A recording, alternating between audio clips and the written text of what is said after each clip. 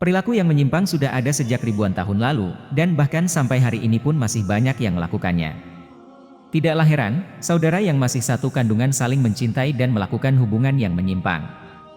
Bahkan ada pula seorang anak yang menikah dengan ibu kandungnya sendiri, dan hal menyimpang ini ternyata pertama kali dilakukan oleh seorang raja zalim yang bernama Namrud. Lantas bagaimanakah kisah Raja Namrud selengkapnya? Untuk itu di video kali ini kita akan membahas tentang kisah Namrud, raja sombong yang mengaku Tuhan dan menikahi ibu kandung sendiri. Assalamualaikum warahmatullahi wabarakatuh.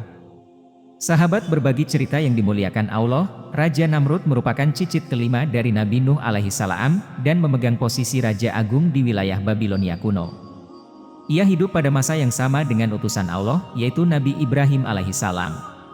Nama lengkapnya adalah Namrud bin Kan'an bin Kus bin Ham bin Nuh, atau dalam beberapa pendapat bahwa Namrud adalah keturunan Kus bin Ham bin Nuh.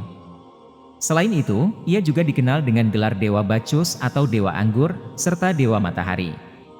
Kata Namrud berasal dari Nimrod dalam bahasa Ibrani, yang bermakna marat atau dia membangkang. Dalam kitab tafsir Ibnu Katsir, terdapat cerita tentang 4 raja besar yang menguasai hampir seluruh wilayah dunia. 2 di antaranya adalah Muslim dan 2 lainnya kafir. Raja Muslim yang disebutkan adalah Iskandar, Zulkarnain dan Nabi Sulaiman, sedangkan raja kafir disebutkan bernama Namrud dan Buhtun Nasyar. Raja Namrud memerintah selama 400 tahun dan dikenal dengan gelar pemburu yang hebat atau pemburu yang perkasa, karena kepiawaiannya dalam berburu. Namrud terkenal sangat kejam dan bengis, dia tidak segan-segan membunuh hanya karena kesalahan kecil yang dilakukan rakyatnya. Ia juga memiliki kecenderungan untuk menaklukkan kerajaan-kerajaan di sekitarnya, merampas harta dan memperbudak penduduknya. Pada zamannya, Namrud dikenal sebagai manusia paling cerdas di dunia dan menguasai berbagai bidang seperti seni, desain, matematika, dan ilmu falak. Ia juga menciptakan sistem seksagesimal yang membagi lingkaran menjadi 360 derajat. Selain itu, Namrud menetapkan pembagian satu hari menjadi 24 jam, masing-masing terdiri dari 60 menit, dan setiap menit terdiri dari 60 detik. Ia juga memiliki kemampuan hebat dalam menghitung matematika untuk merancang bangunan besar seperti jembatan, kuil, istana, dan bendungan. Salah satu warisannya adalah sistem saluran irigasi yang ia konstruksi di lembah Tigris dan Eufrat. Ia menjadi pionir dalam menggunakan batu bata dari tanah liat yang dibakar sebagai bahan pembuatan bangunan. Karyanya yang terkenal adalah Menara Babil, pencakar langit pertama di dunia, yang juga memanfaatkan teknologi batu bata tersebut. Sayangnya, seperti yang dinyatakan dalam Al-Quran, bahwa manusia mempunyai kecenderungan untuk melampaui batas. Dan itulah yang terjadi pada Namrud. Kekuatan dan kecerdasannya yang luar biasa justru membuatnya semakin kufur. Pada suatu saat, di puncak kesombongannya, Namrud bahkan mengklaim dirinya sebagai Tuhan. Inilah yang kemudian dilihat oleh iblis, yang telah diturunkan lebih dulu oleh Allah Subhanahu wa Ta'ala ke bumi sebelum Nabi Adam. Iblis kemudian menjadikan Namrud sebagai sekutu abadi, dalam upayanya untuk menyesatkan manusia dari jalan Allah Azza wa Jalla. Namrud telah menciptakan peradaban baru di mana manusia memandang rendah pada Tuhan.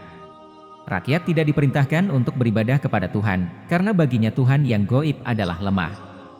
Oleh karena itu kehidupan masyarakat di zaman itu biasa mengikuti hawa nafsu seperti berpesta seks bebas, minum arak dan segala kemungkaran yang lain.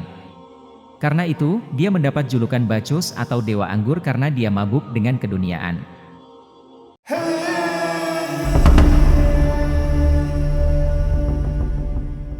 Namrud telah melakukan banyak tindakan kejahatan dan kesoliman, termasuk di antaranya adalah ia menikahi ibu kandungnya sendiri.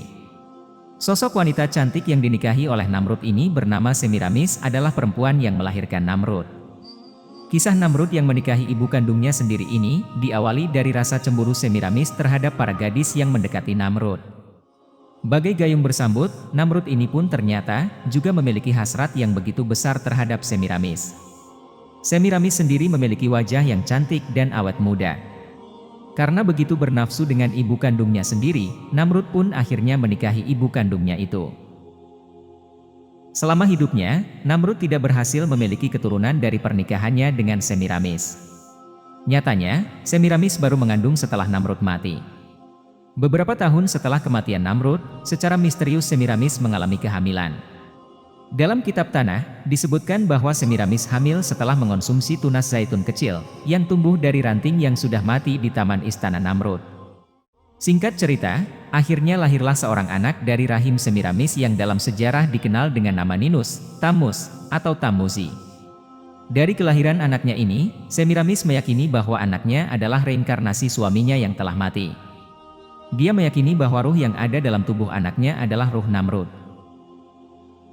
Sebelum melahirkan anaknya, Semiramis memindahkan sebuah pohon di istananya yang dihiasi oleh tunas-tunas zaitun. Tunas-tunas zaitun ini dibawa oleh seekor merpati, sebagai lambang bahwa tunas tersebut adalah hadiah dari Tuhan sebagai pengembalian jiwa Namrud yang akan kembali ke dalam kandungannya.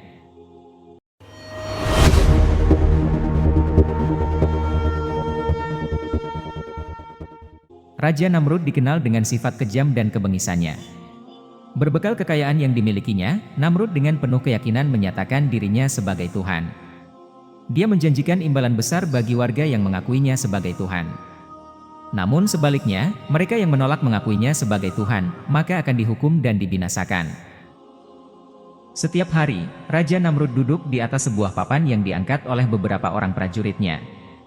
Ketika ia melewati orang-orang, semua yang melihatnya akan sujud kepada Raja Namrud dan mengucapkan, "Wahai Tuhan Agung kami, Raja Namrud." Namun suatu hari, Nabi Ibrahim datang dan melihat Raja Namrud. Meskipun semua orang bersujud, namun Nabi Ibrahim tidak mau untuk bersujud. Selama 40 tahun menjadi raja, ini adalah kali pertama seseorang enggan tunduk kepadanya. Tentu saja, hal ini membuat Raja Namrud merasa marah. "Mengapa kau enggan bersujud padaku?" tanya Raja Namrud. "Aku adalah Ibrahim utusan Allah Subhanahu wa Ta'ala. Dari mana engkau mengklaim dirimu sebagai Tuhan? Engkau hanyalah manusia biasa seperti aku dan kita semua. Tuhan sejati hanyalah Allah Subhanahu wa Ta'ala, yang maha menghidupkan dan maha mematikan," ujar Nabi Ibrahim. Perkataan Nabi Ibrahim ini semakin membuat Namrud kesal. Ia lantas membuktikan bahwa ia mampu menghidupkan dan mematikan orang. Maka dimintalah dua orang pemuda yang lewat di depan istananya. Yang satu dibunuh tanpa ada yang menolongnya, sementara yang satunya dibiarkan hidup. Tidak kehabisan akal, Nabi Ibrahim lalu mengatakan bahwa hanya Allah yang mampu menggerakkan matahari dari timur ke barat. Karena tidak dapat lagi memberikan respon, akhirnya Raja Namrud memerintahkan prajuritnya untuk menangkap Nabi Ibrahim dan menjebloskannya ke dalam penjara. Raja Namrud bermaksud untuk membunuh Nabi Ibrahim dengan cara membakarnya hidup-hidup. Ia mengumpulkan semua prajuritnya untuk membuat api yang sangat besar. Api tersebut begitu besar sehingga bahkan bisa membunuh burung yang terbang tinggi di atasnya. Nabi Ibrahim pun dikeluarkan dan dilemparkan ke dalam api yang berkobar. Raja Namrud memerintahkan agar Nabi Ibrahim dibiarkan dalam api selama 3 hari. Namun dengan tak terduga, Allah mengirimkan mukjizat kepada Nabi Ibrahim. Api tersebut menjadi dingin dan tidak menyebabkan luka bakar sedikit pun pada tubuh Nabi Ibrahim. Akhirnya, Nabi Ibrahim selamat dari perbuatan jahat Raja Namrud itu. Ternyata, peristiwa tersebut tidak membuat Raja Namrud sadar dan bertobat. Ia tetap mempertahankan sifat kasar dan sombongnya. Meskipun demikian, kali ini ia merasa gelisah akibat kejadian tersebut.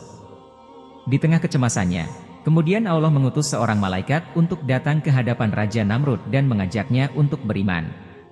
Malaikat tersebut mengulang ajakan tersebut sebanyak 3 kali, namun setiap kali ditolak oleh Raja Namrud.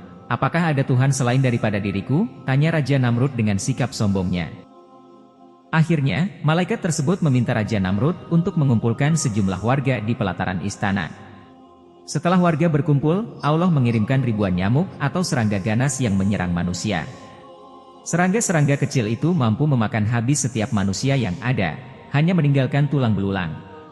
Namun, sang malaikat tetap berdiri tegak, tidak tersentuh oleh serangga itu. Kemudian Raja Namrud berusaha menyelamatkan diri dengan pergi ke ruang rahasia di istananya. Namun, kuasa Allah menakdirkan bahwa satu nyamuk berhasil mengikuti Raja Namrud. Nyamuk itu masuk ke dalam kepala Raja Namrud melalui hidungnya. Tentu saja, Raja Namrud sangat tersiksa oleh nyamuk itu. Ia berupaya mengusir nyamuk dengan memukulkan papan ke kepalanya. Konon keadaan ini berlangsung selama 400 tahun. Akhirnya, Raja Namrud mati dalam kondisi yang sangat mengenaskan.